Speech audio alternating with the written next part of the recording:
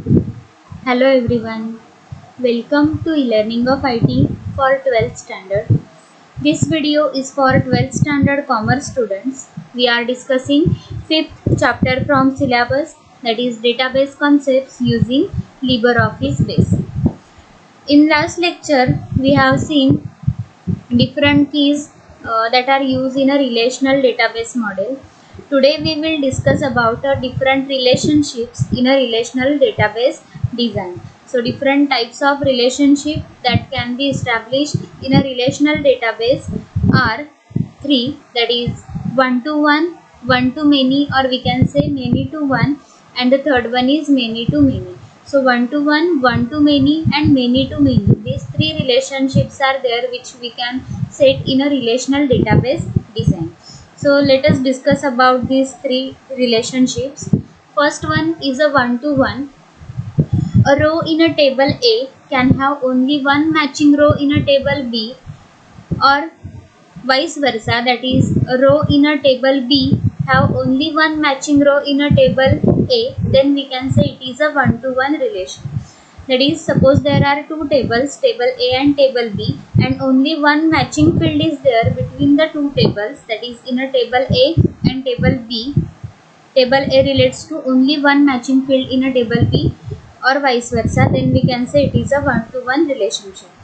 This is not a common relationship type, as the data stored in table B could just have easily been stored in a table A. See, whatever table data is there in a table B, that can be easily stored in a table A also, and that's why it is not a common relationship type. However, there are some valid reasons for using this relationship type. That is, a one-to-one relationship can be used for security purposes, to divide the larger tables into various other specific purposes. That is, suppose a certain table is having multiple attributes, so table size increases, and if you want to divide the table into some small tables, then you can do so with the help of this one-to-one relationship. That is, one common field will be there in the table, and those tables will be linked to each other with this relationship type, that is one-to-one relationship type. So for security reasons, you can divide the larger data into smaller tables with this relationship. See here one example. Here two tables are there, employee table and pay table is there. Here employee table contains the data, that is EMP-ID, first name, last name, and pay ID. Here pay table contains pay ID and hourly rate. So that is hourly rate of employee is a sensitive information in case of employee here. So instead of storing hourly rate into a employee table, we have created a separate table whose name is pay table, which contains a pay ID. Pay ID is a common field in two tables, employee table and pay table, and it contains a hourly rate of the employee.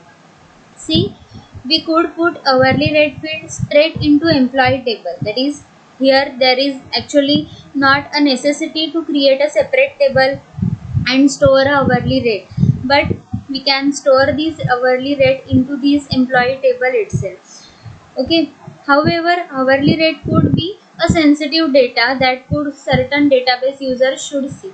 Okay, so it should not be visible to all the users, and that's why putting the hourly rate into separate table, we can provide extra security around the pay table. So in this way, by creating a separate table having a common field pay ID, we have stored hourly rate into a separate table and have maintained a security for users. So not all users, all employees can see the hourly rate. Okay, so next type of relationship is a one to many. This is the most common relationship type. This and in this type of relationship, a row in a table can have one or more matching rows in a table B, but a row in a table B can have only one matching row in a table A. That is, A table and B table is there. Then from a table A, that is a row in a table can have one or many matching rows in table B. Table A will have one or many matching rows in a table B, but vice versa is not possible. That is, row in a table B can have only one matching row in table A. That is, a relation is one to many. Table A will have many matching rows in a table B, not a vice versa. One to many relationships can also be viewed as a many to one relationship, depending on which way we look at it. That is, whether we are looking a relation from A to B or B to A. If we are looking it from A to B, then it will be one to many. If we look that relation from B to A, then it will be a many to one. So we can say it is a one to many or many to one relationship. See, here is an example. Two tables are there, customer table and order table. Here customer table contains customer details, that is customer ID, customer name, city and mobile number. Order table contains order ID and customer ID. Here one customer can place many orders, or we can say many orders are placed by one customer. So we can say this is a one to many or many to one relationship. Okay, see, order relation is the many relation and the customer relation is one relation. So here it is a one to many, or if we look the table from order to customer, then it will be many to one. Each order can only be assigned one customer, whereas one customer can be assigned to many orders. See, in real life also one customer can place many orders. Okay, so that relationship is a one to many relationship. Next type of relationship is the many to many relationship. In this type of relationship, a row in a table A can have many matching rows in a table B and vice versa. That is, rows in a table B will be having many matching rows in a table A. Many to many relationship could be thought of as two one to many relationships linked by an intermediary table. So one to many relationship that we have discussed earlier, if such a two one to many relationships are there and those are linked by some intermediary table, that can be thought of a many to many relationship. The intermediary table is typically referred to as a junction table, or we can say it is a cross reference table. So that table which connects those two one to many relationships, that is nothing but a junction table or cross reference table. This table is used to link other two tables together. So it works as a joining, it works to join the two different tables. It does this by having two fields that reference the primary key of each of the other two tables. So it does have a primary key of two different tables, by using which it references those two tables and establishes a many to many relationship. So such an intermediary table is a junction table, or we can say it is a cross reference table. See, here is the example. Author table is there, which contains details of author, that is author ID, first name, last name, birth date.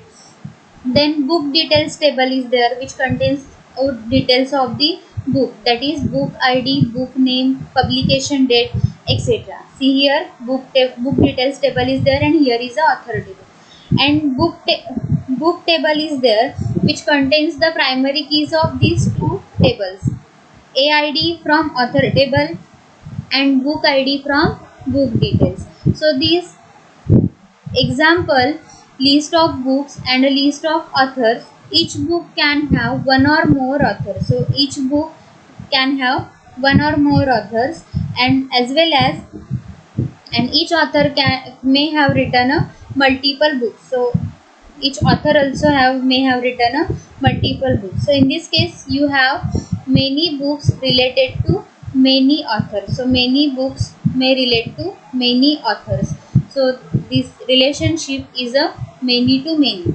Many books are written by many authors. Many books contains a has a many authors. So many to many relationship. So this is the example of many to many relationship.